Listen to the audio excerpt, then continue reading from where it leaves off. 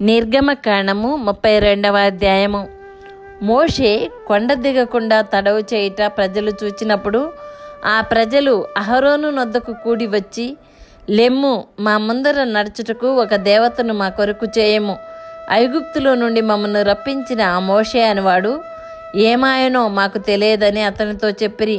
అందుకు అహరోను, మీ భార్యలకు, మీ కుమారులకు, మీ కుమార్తెలకు చెవులనున్న బంగారు పోగులను తీసి నా యొద్దకు తెండని వారితో చెప్పగా,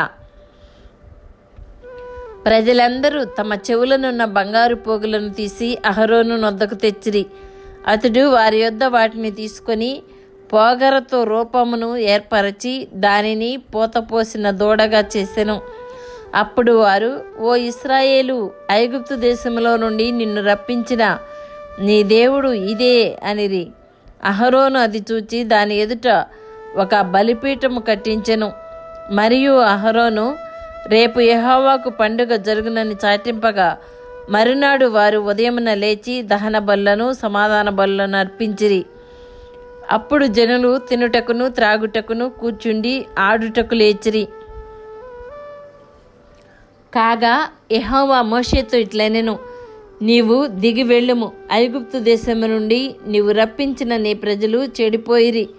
నేను వారికి నియమించిన త్రోవ నుండి త్వరగా తొలగిపోయి తమ కొరకు పోతపోసిన దూడను చేసుకుని దానికి సాగిలపడి బలి నర్పించి, ఓయి ఇశ్రాయేలు, ఐగుప్తు దేశము నుండి నిన్ను రప్పించిన నీ దేవుడు ఇదే అని చెప్పుకొనిరనెను.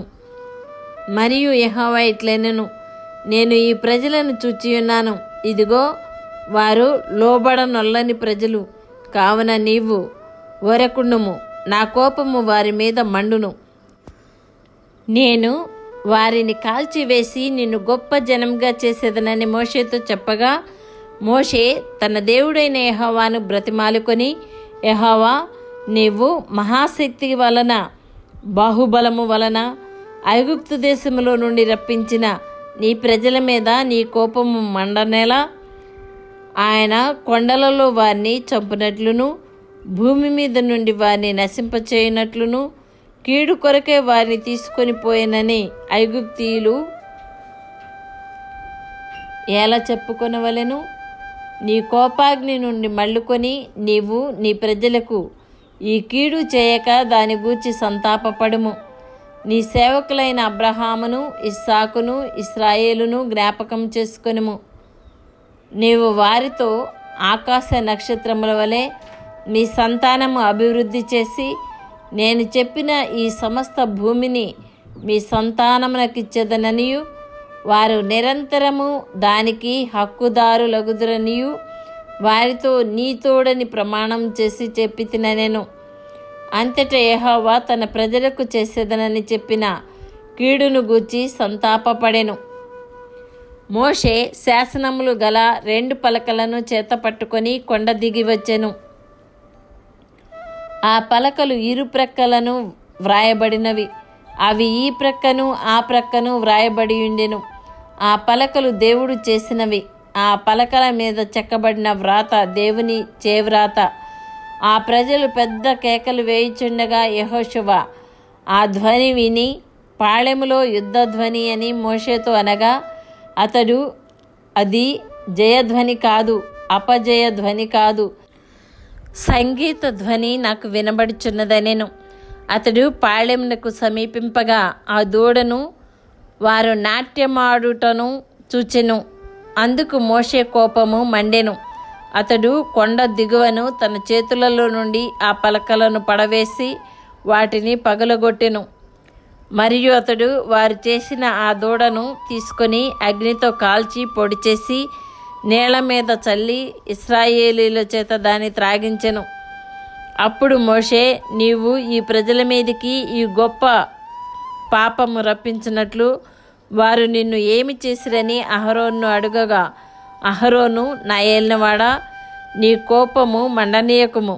ఈ ప్రజలు దుర్మార్గులను మాట నీవెరుగుదువు.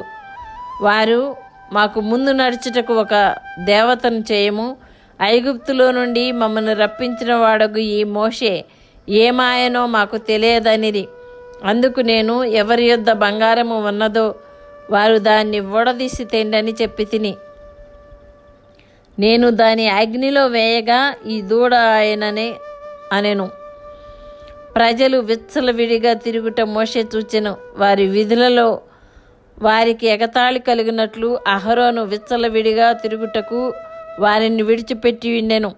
అందుకు మోషే పాళెం యొక్క ద్వారమున నిలిచి, యెహోవా పక్షమున ఉన్న వారందరూ నా యొద్దకు రండి అనగా లేవీయులందరూ అతని యొద్దకు కూడి వచ్చిరి. అతడు వారిని చూచి, మీలో ప్రతివాడును తన కత్తిని తన నడుమున కట్టుకొని పాళెములో ద్వారము నుండి ద్వారమునకు వెళ్ళుచు, ప్రతివాడు తన సహోదరుని, ప్రతివాడు తన చెలికానిని, ప్రతివాడు తన పొరుగువానిని చంపవలనని ఇశ్రాయేలీల దేవుడైన యెహోవా సెలవిచ్చుచున్నాడనెను. లేవీయులు మోషే మాట చొప్పున చేయగా ఆ దినమున ప్రజలలో ఇంచుమించు 3,000 మంది కూలిరి. ఎలయనగా మోషే వారిని చూచి, నేడు యెహోవా మిమ్మును ఆశీర్వదించినట్లు మీలో ప్రతివాడు తన కుమారుని మీద పడేయగాని తన సహోదరుని మీద పడేయగాని యెహోవాకు మిమ్మును మీరే ప్రతిష్ఠ చేసుకొనుడనెను. మరునాడు మోషే ప్రజలతో, మీరు గొప్ప పాపం చేసితిరి గనుక యెహోవా యొద్దకు కొండ ఎక్కి వెళ్ళెదను. ఒకవేళ మీ పాపమునకు ప్రాయశ్చిత్తము చేయగలనేమో అనెను. అప్పుడు మోషే యెహోవా యొద్దకు తిరిగి వెళ్ళి, అయ్యో, ఈ ప్రజలు గొప్ప పాపం చేసిరి. వారు బంగారు దేవతను తమ కొరకు చేసుకొనిరి. అయ్యో, నీవు వారి పాపమును ఒకవేళ పరిహరించితివా, లేని ఎడల నీవు వ్రాసిన నీ గ్రంథములో నుండి నా పేరు తుడిచివేయమని బ్రతిమాలుకొనుచున్నానెను. అందుకు యెహోవా, ఎవడు నా ఎదుట పాపం చేసెనో వాని నా గ్రంథములో నుండి తుడిచివేయుదును. కాబట్టి నీవు వెళ్ళి నేను నీతో చెప్పిన చోటికి ప్రజలను నడిపించుము. ఇదిగో, నా దూత నీకు ముందుగా వెళ్ళును. నేను వచ్చు దినమున వారి పాపమును వారి మీదికి రప్పించదనని మోషేతో చెప్పెను. అహరోను కల్పించిన దూడను ప్రజలు చేయించినందున యెహోవా వారిని బాధపెట్టెను. ఆమేన్.